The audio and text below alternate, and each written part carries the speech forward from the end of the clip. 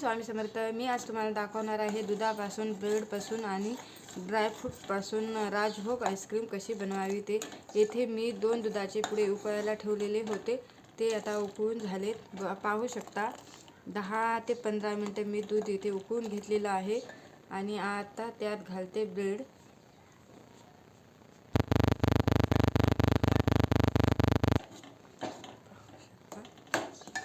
इथे घातलेले आहे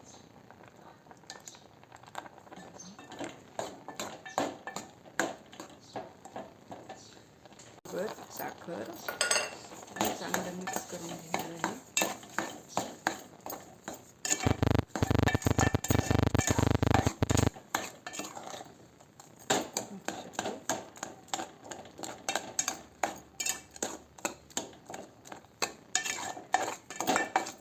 आता थोडा वेळ असंच ठेवणार आहे याला. छान इथे ड्रायफ्रूट पण छान झालेले आहेत. त्यामुळे आता हे काढून आणायचं मिक्सीने. त्याच्यात घातलेली आहे क्रीम. आता थोडंसं पाण्यापर्यंत गरम करते. हे बघा, हे ड्रायफ्रूट्स पण नरम पडलेले आहेत. मिक्सरला सगळं